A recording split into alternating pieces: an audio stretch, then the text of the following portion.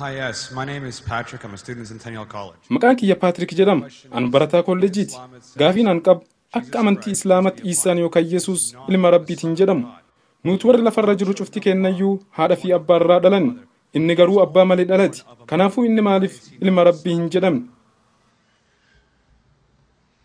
Brother Patrick asked a very good question. Obboleessa keenya Patrick gaafii bareedduu fi akkaan barbaachistuu taatee gaafate. Amantiin Islaamaa maaliif Iisaa alayhi salaami ilma Rabbiiti jedhee hin fudhanne? Ilmi namaa nuti hundi kan abbaa fi haadharraa dhalate akka ilmaan Rabbiitti ilaalamna. Inni garuu dubra qofarraa dhalate. Maaliif akkasitti hin ilaalamne? Laal gabaabdumatti nuti hundi ilmaan Rabbiiti jechuun haala ati amma naaf ibsite kanaa yoo ta'e nuti rakkoo takka illee irraa hin qabnu. Kitaaba qulqulluu yoo laalte nuti hundi ilmaan Rabbiiti. Yesuusis ilma Rabbiiti yoo jettu taate jechuun nama waan Rabbiin isaa ajaja jala deemu jechuu yoo itti feetu taate haala kanaan nabiyyoonni hundi isaaniitu ilmaan Rabbiitii jechuudha. Garuu bikki rakkinni jiru namni tokko yoo inni ilma akka keenyaa kanaa miti inni ilma Rabbiif dhalate yoo jiru taate hoggus rakkoodha. Sababni isaa kitaaba qulqulluu yoo dubbifte gooftaan ilmaan hedduu akka qabu hubatta. Akka kitaaba qulqulluutti Aadam ilma Rabbiiti, Efreem ilma Rabbiiti, Israa'el ilma Rabbiiti. Waa'ee kanaa kitaaba Roomaans boqonnaa 8ffaa keessatti akkana jedhe warri hafuura Rabbiitiin qajeelfaman yookaan masakaman hundi isaaniitu ilmaan Rabbiiti. Kana jechuun ajaja Rabbii yoo hordofte ati ilma Rabbiiti jechuudha. Ilma Rabbiiti jechuun haala kanaa yoo taate ani hima kanarraa rakkoo takka illee hin qabu.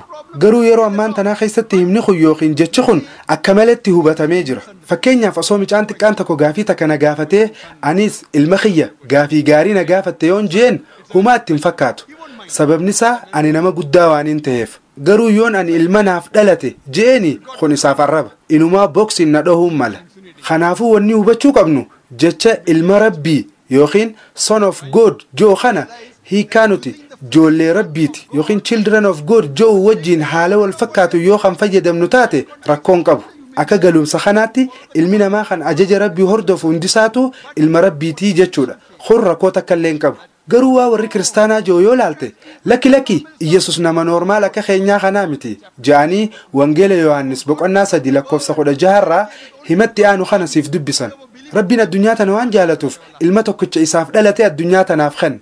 Namni isatti amane hinduu jiruu zalaalam jiraata. Sirriin jeemi hima kana siif dubbisan. Kanaafuu Yesus ilma Rabbiif dhalate akka ta'e ni amantaa? Ni amantaa hayyee. Wangeelliin ani amma siniif dubbise kun wangeela Yohaannis boqonnaa 3 lakkoofsa 16 kun maxxansa King Jamesiti yookiin King James Version irraa. Rabbiin addunyaa tana waan jaalatuuf ilma tokkicha isaaf dhalate addunyaa tanaaf kenne.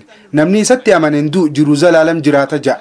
Garuu kitaaba qulqulluu maxxansa waaltawaa irra deebii yookiin Revised Standard Edition yoo hallaallu taate kitaabni kun kan hayyoonni ciccimaan kiristaanaa 32 kan bataskaanota jajjaboo ta'an 50 oliin deeggarsi godhameef akka ja'anitti jechi ilma isaaf dhalate jedhu kun kan akka tasaa itti makame kan if biraa uummatanii kan kitaabatti dabalamee fi kan kitaabicha balleesseedha ja'anii irratti walii galan. Eenyutu waan kana jeere? Warri waan kana jee musliimotaa miti, hinduullee miti. Hayyoota kiristaanaa gurguddoo 32tu kitaaba qulqulluu maxxansa waaltawaa irra deebii yookiin Revised Standard Edition kana keessatti jee. Jechi bigootin san yookiin ammoo ilma isaaf dhalate jiru kun waan dhiyeenya kan itti dabalamee fi if biraa uummata waan ta'eef kitaaba keessaa baafamuu qaba ja'anii baasanii darban. Kanaafuu Yesus akkuma Aadam, Efreemii fi Israa'elitti ilma Rabbiiti yoo jettu taate rakkoon qabu. Garuu yoo ati inni ilma isaaf dhalate kanaan jettu taate anis gaafiin si gaafadha. Bigootin yookiin ilma argate jechuun maal jechuudha? Obboleessa kiyya bigootin yookiin ilma argate jechuun maal jechuudha? Gartee ilma argachuun amala bineensotaatirraa waan wal qunnamtii saalaa bineensa lama jidduutti godhamuudhaan hordofee dhufuudha. Kanaafuu Maryam dubrummaa qabdurraa dhalate yogguu jettu maal akeekuu barbaaddeeti ati? Akka yaada keetiitti Yesus alayhi salaami abbaa malee dubrarraa waan dhalateef ilma Rabbiiti yookiin inni nuu Rabbi yoo kanaan jettu taate Quraanni dhimma kanaaf deebisaa quubsaa kennee jira. سورة آل عمران آية 59 فارت يكنجي إن مثل عيسى عند الله كمثل آدم خلقه من تراب ثم قال له كن فيكون فكيني عيسى دا ربي برتي أكم آدم لتشوبي يرى أمماني ربي انتهي جنان نمتهن Yesus abbaa malee waan dhalateef gooftaa ta'uu qaba yoo jettu taate akka kitaaba qulqulluu keessa jirutti Aadam alayhi salaam haadhaas abbaas waan hin qabneef gooftaa isa caalu ta'uu qaba jechuudha.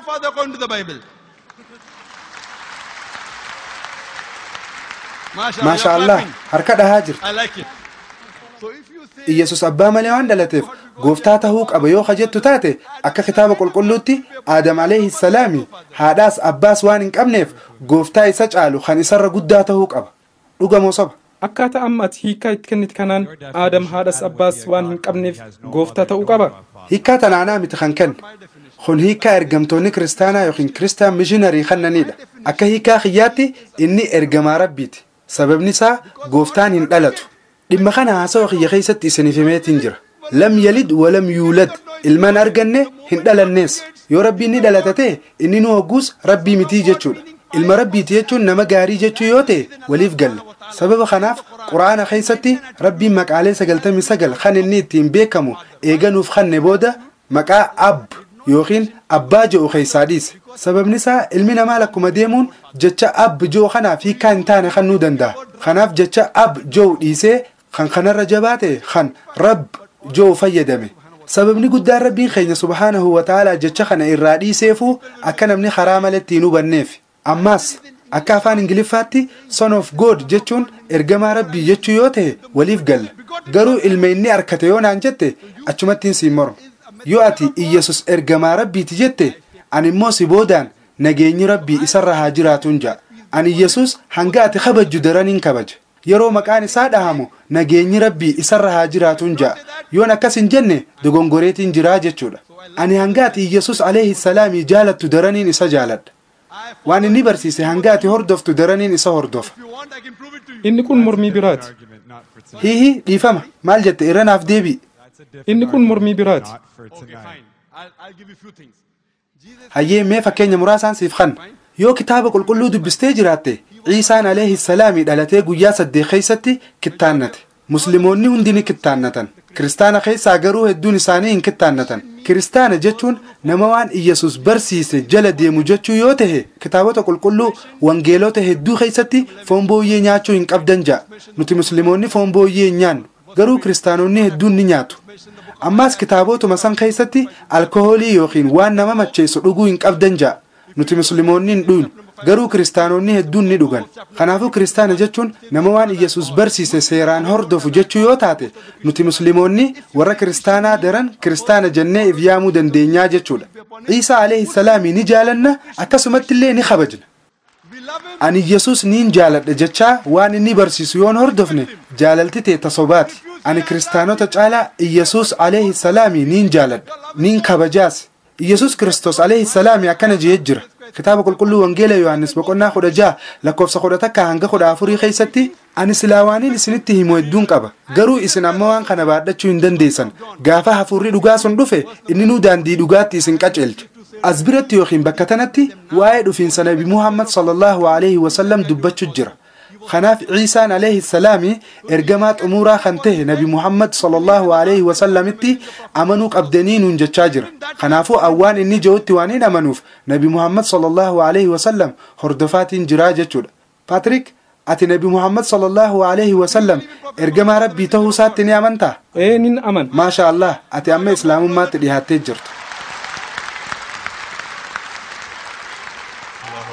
Namni Patrick jedhamu kun konferansii islaamaa tan biyya Kaanaadaa magaalaa Torontoo keessatti qophoofte irratti dhuma haasawa Dr. Zaakir Naayik booda daa'iin beekamaan dhalataa Somaalee kan lammii Kaanaadaa Sheekh Sa'iid Raagee shahaadaa qabsiisanii jiran. Allahu Akbar.